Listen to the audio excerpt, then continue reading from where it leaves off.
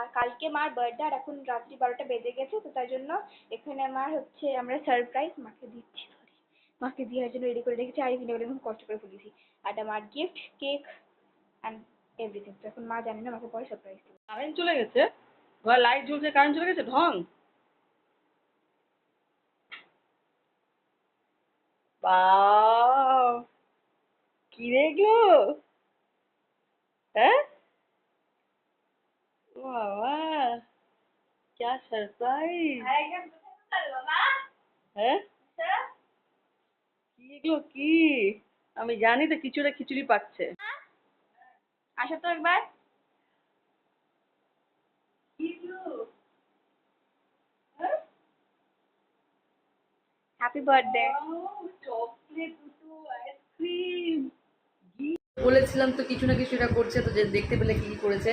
তো আমার গিফটগুলো দেখতে পেলে কি কি আছে, এখানে দুটো হাউসফুট আছে, কেক আছে, তারপরে টাকা আছে,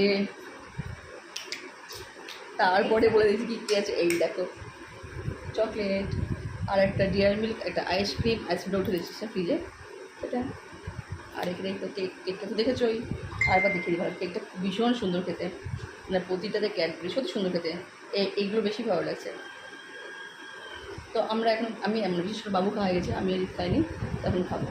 তো চলো আমি হাউসফুলটা পরে দেখা কেমন হয়েছে, বারবার করতে বলছে। ধরো হাউসফুল ধরে রাখো, ফ্রন্টে ধরে রাখো, হাউসফুলটা করি না, ফ্রন্টে ধরে পজ করতাম না, ক্যামেরাটা অন থাক।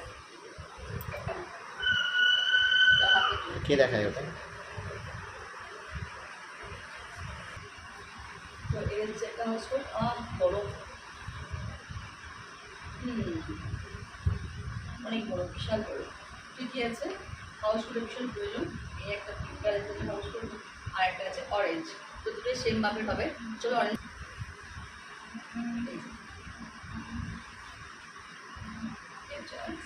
হচ্ছে, জুতোটা ভীষণ বড়। দামি জিনিসটা কিনতে হবে না, এটা দামি, এটা কম। চলো বাই।